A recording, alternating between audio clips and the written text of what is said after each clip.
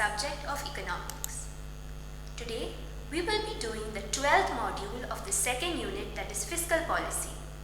I, Ms. Shamin Savia Sequeira Lobo, Assistant Professor in Economics, Father Agnal College of Arts and Commerce, Pilar, will introduce you to the topic Tools of Keynesian Demand-Side Fiscal Policy, Discretionary Fiscal Stabilizers. So in this module, we will see what is the meaning of discretionary fiscal policy. Next, we will see the working of the tax multiplier, the working of transfer expenditures multiplier, and lastly the working of the exhaustive expenditures multiplier. After you complete this module, you will be able to elucidate the concept of discretionary fiscal policy. You will be able to analyze the working of the tax multiplier. You will also be able to describe the working of transfer expenditures multiplier and exhaustive expenditures multiplier. So firstly, what is the meaning of discretionary fiscal policy? Discretionary fiscal policy is a deliberate policy action of the government. Purposely, intentionally, the government undertakes a particular action. For example, change in tax laws. If government wants to increase its revenue, maybe, government will introduce a new tax maybe. Or government would increase the tax rate from 10% to 20%. Government could also maybe delete a tax. So government intentionally does a particular thing. Or government could change its expenditure.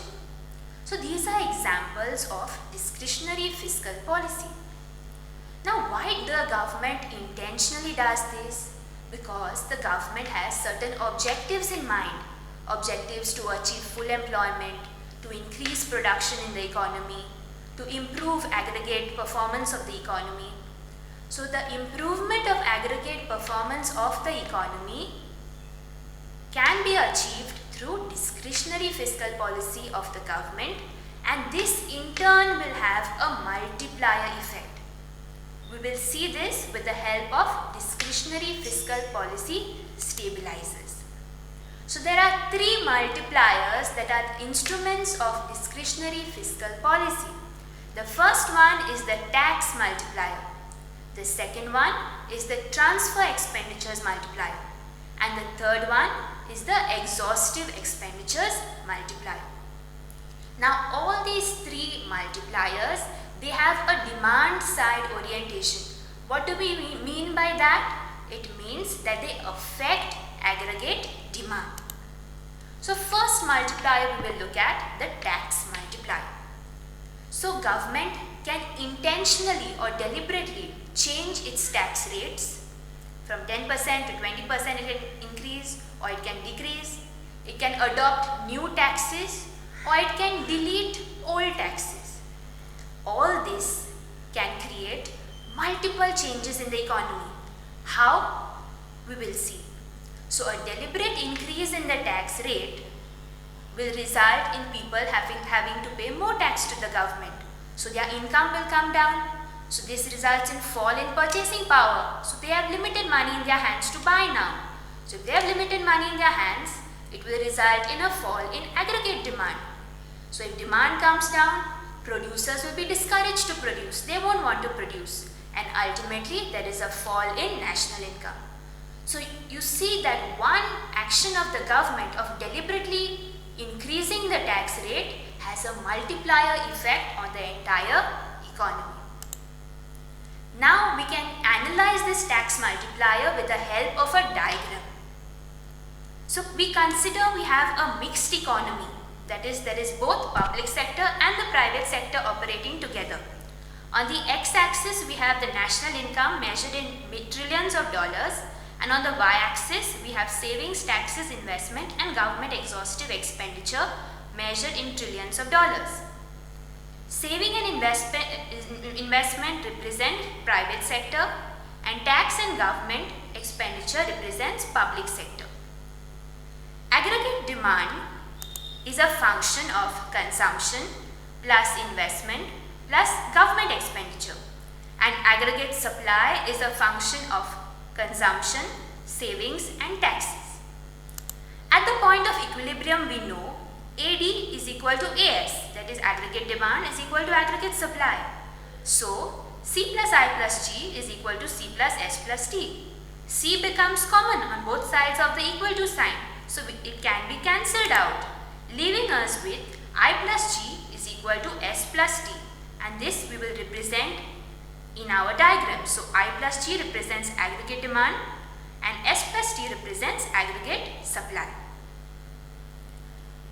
Now, the figure indicates that original equilibrium is at point A, where S plus T and I plus G curve intersect and national income is $3 trillion.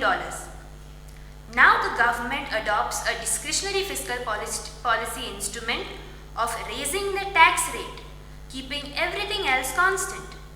This will increase tax revenue to the government, and as a result, the S plus T curve will shift upwards to the left to S plus T1, and new equilibrium level will be at point B. As we have seen earlier, an increase in tax rate leads to a fall in purchasing power and in aggregate demand, ultimately lowering national income to $2.7 trillion. In contrast, a reduction in tax rates causes the S plus T curve to shift to the right to S plus T2, keeping everything else constant, and new equilibrium will be at point C. This leads to an increase in national income from $3 trillion to $3.3 trillion. Now we can analyze the tax multiplier with an equation. So tax multiplier is equal to change in Y upon change in T. Change in Y is change in national income, change in T is change in tax rate.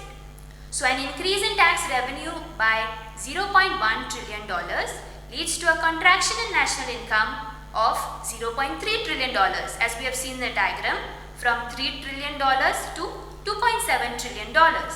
So the tax multiplier will be 0.3 divided by 0.1, which is equal to 3. So we see there is an opposite direction. If government increases the tax rate, national income, if government increases the tax rate, national income decreases, and vice versa. The next multiplier is the transfer expenditures multiplier. What is transfer expenditure? Transfer expenditure is a unilateral transfer.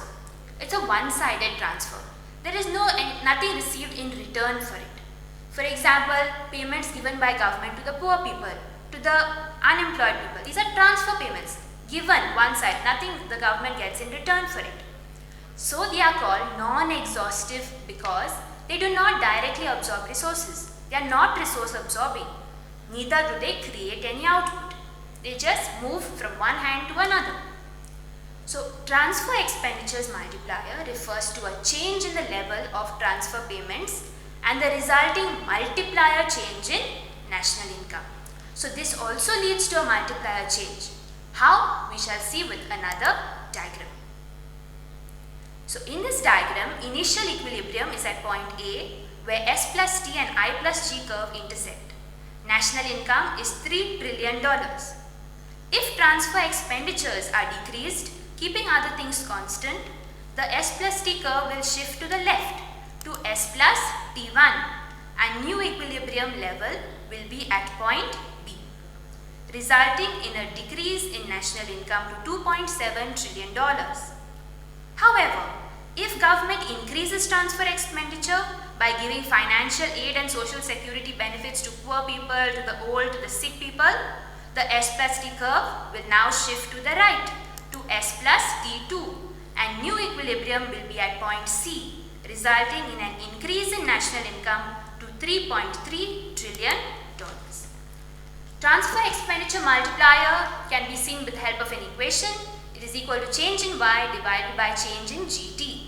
Change in Y is change in national income, change in GT is change in transfer expenditure of the government.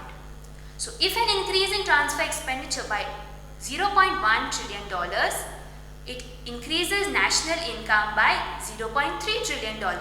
That is $3 trillion to $3.3 trillion. So this happens in the same direction. National income increases because of an increase in transfer expenditure. So 0.3 divided by 0.1 will give you the transfer expenditure multiplier equal to 3. And the last exhaustive expenditure multiplier, which is a discretionary fiscal policy stabilizer. So, the exhaustive expenditure directly absorbs resources in production. It is a resource absorbing. Government directly buys goods and services. This is why the I plus G curve is going to move in this case. It's going to shift, not the S plus T curve. So, exhaustive expenditure multiplier shows you the relationship between change in the level of governmental resource absorbing expenditure and the resulting multiple change in national income. We can see this with the help of a diagram. Now we can see exhaustive expenditure multiplier with the help of a diagram. So the initial equilibrium is at point A, where S plus T and I plus G curve intersect at $3 trillion. A decrease in exhaustive expenditure, other things being constant, will cause the I plus G curve to shift downwards to I plus G2, and equilibrium is attained at point B, where national income decreases to $2.6 trillion. However, an increase in exhaustive expenditure will cause the I plus G curve to move upwards to I plus G1. As a result, new equilibrium point will be C and national income will increase to $3.4 trillion. So we have seen an increase in exhaustive expenditure leads to a rise in private purchasing power, which in turn leads to an increase in aggregate demand. So there is a positive relation between exhaustive expenditure and national income. Thus, an increase in exhaustive expenditure exerts an expansionary influence and helps to combat a situation of deflation where the production and demand is very low. It helps to increase national income in such a situation. And the size of the multiplier effect due to exhaustive expenditure is much greater compared to the earlier multipliers because it is a resource absorbing expenditure. So these are the references that you can refer to enhance your learning on this concept.